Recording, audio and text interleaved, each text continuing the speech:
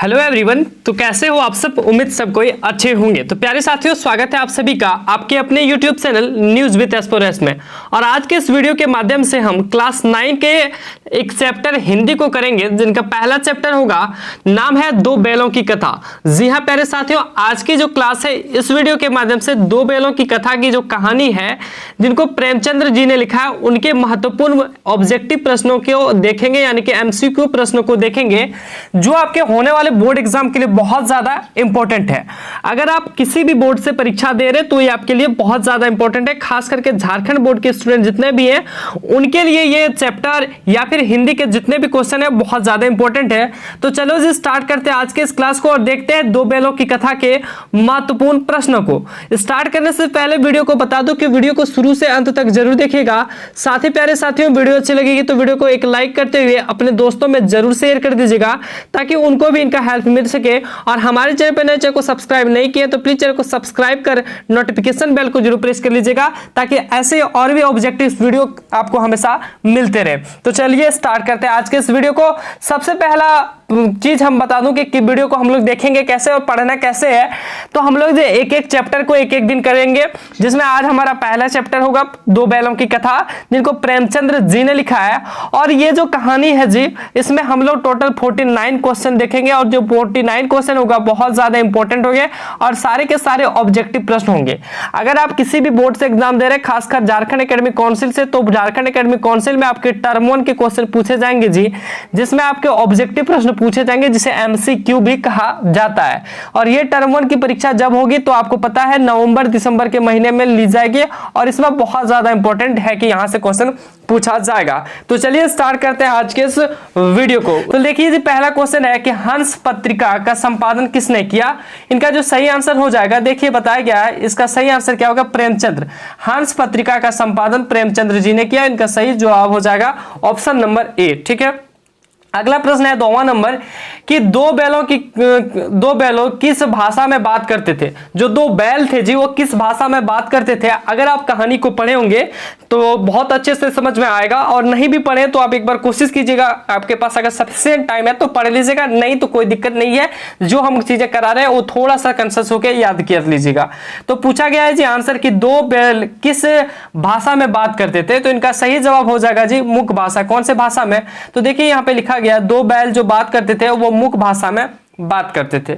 अगला प्रश्न है जी, प्रेमचंद्र जी की रचना है। तो प्रेमचंद्र जी की रचना कौन सी है? गोदान, गोकादान, मैदान, गोकुल। तो इनका सही जवाब क्या हो जाएगा? गोदान। प्रेमचंद्र जी की रचना कौन सी है? तो गोदान है। इनका सही जवाब हो जाएगा ऑप्शन नंबर ये।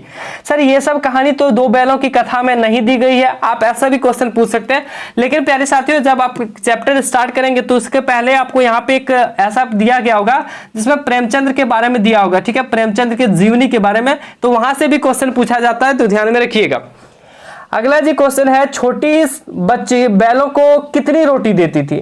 तो छोटी बच्ची बैलों को कितनी रोटी देती थी जी? 2 रोटियां देती थी। याद रखिएगा, छोटी बच्ची जो थी वो बैलों को कितनी रोटी देती थी? तो 2 रोटी देती। ठीक है, अगला जी प्रश्न है, मटर के खेत से पकड़कर बैलों को बंद कर दिया गया। तो मटर के खेत से पकड़कर बैलों को कहां बंद कर दिया गया?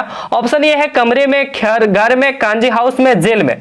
तो इनका सही जवाब क्या हो जाएगा मेरे प्यारे साथियों? इनका जो 100% सही जवाब हो जाएगा वो होगा option number C, kanji house में। ठीक है, कांजी हाउस में बैलों को बंद कर दिया गया था जब वो मटर के खेत में चरने गए थे। प्यारे साथियों, मैं एक चीज आपको बता दूं, इनका पीडीएफ आपको जल्दी टेलीग्राम पे मिल जाएगा। साथ ही आपको टेलीग्राम पे क्विज भी कराया जाएगा। जी हाँ जी, उसमें क्विज भी कराया जाएगा, और उसके लिए विनर को कुछ ना कुछ प्रमोशन के लिए तौर पे कुछ ना कुछ प्राइज भी दी जा सकती है। इसकी घोषणा आपको की जाएगी। तो क्विज के लिए आप टेलीग्राम को जोड़ लें, सारे सब्जेक्ट के क्विज कराए जाएंगे आपके।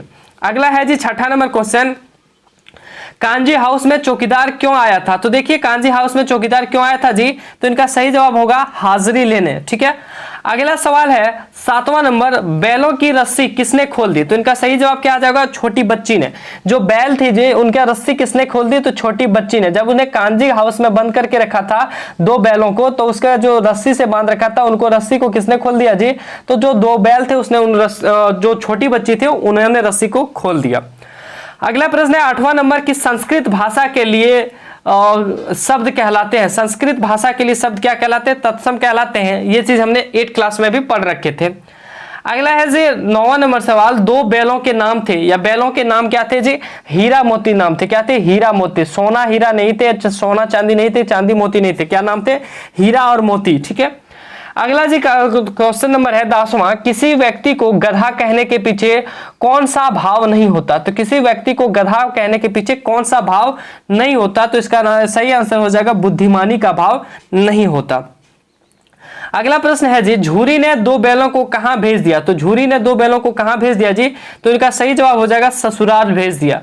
याद रखिएगा, झूरी ने दो बैलों को कहां भेज दिया गया? ससुराल भेज दिया। अगला जी 12वां नंबर सवाल है, गधे में किसके गुण पराकाष्ठा को पहुंच गए हैं? तो गधे में किसके गुण पराकाष्ठा को पहुंच गए? तो ऋषि मुनियों के गुण। ठीक है जी, किसके गुण? तो ऋषि मुनियों के गुण। अगला सवाल है 26वां नंबर, भारतवासियों पर क्या आरोप लगाया जाता है? तो भारतवासियों पर क्या आरोप लगाया जाता है? वे जीवन का स्तर घटाते हैं। क्या आरोप लगाया जाता है? वे जीवन का स्तर घटाते हैं। अगला जी 14वां नंबर सवाल है, हीरा मोती किस जाति के थे? तो हीरा और मोती जी कौन से जाति के थे? तो इनका सही जवाब हो जाएगा पछाई। कौन से जाति जी? पछाई जाति के थे, याद रखिएगा। अगला सवाल है जी 15वां नंबर सवाल कि हीरा मोती का मालिक का नाम क्या था?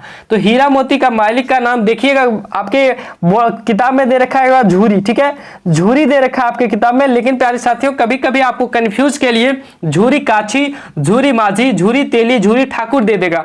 तो इनको आप याद रखिएगा, इनका जो सही विकल्प होगा झूरी काछी। ठीक है, क्या हो जाएगा? झूरी काछी।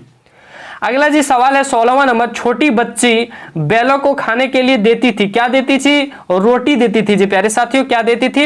रोटी देती थी। कौन सी रोटी देती थी जी? कितनी रोटियां? तो 2 रोटियां देती थी, याद रखिएगा, यह भी क्वेश्चन बहुत ज्यादा इंपॉर्टेंट है। अगला 17वां नंबर सवाल है, दो बैलों की कथा नामक कहानी के लेखक कौन है जी? तो दो बैलों की कथा कहानी के नामक के लेखक कौन है? तो इनका सही जवाब हो जाएगा प्रेमचंद्र जी। कौन है जी? प्रेमचंद्र। ऑप्शन नंबर सी हो जाएगा, आप ये पहले भी जान रखे हैं। अगला 18वां नंबर सवाल है, प्रेमचंद्र जी का जन्म किस गांव में हुआ? तो प्रेमचंद्र जी का गांव जो है लम्ही में हुआ। कौन सा गांव जी? लम्ही में हुआ। यहाँ पे आपको आंसर भी दिखा दे रहे हैं, इसका एक रीजन है क्योंकि आप अभी पढ़े नहीं होंगे, और पढ़े भी होंगे तो आप यहाँ से कर लीजिएगा। ठीक है। अगला जी है, दो बैलों की कथा कौन सी विधा है? तो इनका सही जवाब क्या हो जाएगा? कौन सी विधा है? तो एक कहानी है। याद रखिएगा, विधा कहने का मतलब है कि यात्रा के बारे में बताया गया है, या फिर किसी पद के बारे में बताया गया है, किसी कविता के बारे में बताया गया है, या क्या है? तो ये एक कहानी है। ठीक है, याद रखिएगा। अगला प्रश्न है कि कहानी के अंत में मालकिन बैलों से कैसा व्यवहार करती थी? तो इनका सही जवाब क्या होगा? माथे को चूम लेती है। क्या आंसर हो जाएगा? बी नंबर हो जाएगा, माथे को चूम लेती है, ऑप्शन नंबर बी। अगला सवाल है जी, पांव शब्द है। तो पांव जो शब्द है वो कौन सा शब्द है? तो तद्भव शब्द है। ठीक है, पांव जो है तद्भव शब्द है, और अगर इसे हम तत्सम में बदल दे तो क्या हो जाएगा? तत्सम में बदल दे तो क्या हो जाएगा? तो ये पैर हो जाएगा जी। ठीक है। अगला जी क्वेश्चन है, अगर भारतीय ईंट का जवाब पत्थर से देते तो कहलाते? अगर भारतीय ईंट का जवाब पत्थर से देते तो कहलाते? क्या कहलाते जी? सभ्य कहलाते। ठीक है, राइट आंसर क्या हो जाएगा? सभ्य कहलाते। अगला क्वेश्चन है जी, अगला क्वेश्चन है, विग्रह शब्द का अर्थ है। तो विग्रह शब्द का क्या अर्थ है? अलगाव है। विग्रह शब्द का क्या अर्थ है? अलगाव है। ऑप्शन नंबर ये हो जाएगा इसका करेक्ट आंसर। अगला जी 24वां नंबर सवाल है कि ऐसे शब्द जो वाक्य में किसी बात पर जोर देने का कार्य करते हैं क्या कहलाते हैं? तो इनका सही जवाब हो जाएगा निपात। कौन सा हो जाएगा? निपात। वैसे शब्द जो वाक्य में किसी बात पर जोर देने के आते हैं उनको क्या कहते हैं? निपात कहते हैं। अगला सवाल है और अंतिम सवाल है, गम खा जाना है। गम खा जाना है, तो गम खा जाना क्या है जी? एक मुहावरा है। ठीक है, राइट आंसर हो जाएगा ऑप्शन नंबर ये। तो आज की वीडियो में हम 25 क्वेश्चन को देखेंगे, बाकी के इसके जो 24 प्रश्न रहेंगे वो अगली वीडियो में देखेंगे। उसका नोटिफिकेशन पाने के लिए आप चैनल को सब्सक्राइब करते हुए नोटिफिकेशन बेल को जरूर प्रेस कर लें, ताकि जैसे नेक्स्ट वीडियो अपलोड होती है उनका नोटिफिकेशन आपको मिल सके। साथ ही वीडियो अच्छी लगी तो वीडियो को एक लाइक करते हुए दोस्तों में जरूर शेयर कर दीजिएगा, ताकि उनको भी उनका हेल्प मिल सके। और आपके कोई भी सुझाव या फिर डाउट हो तो आप हमें कमेंट सेक्शन में कमेंट जरूर करें। मिलते हैं आप सबों के बीच अगले वीडियो में, तब तक के लिए सभी को बहुत बहुत धन्यवाद।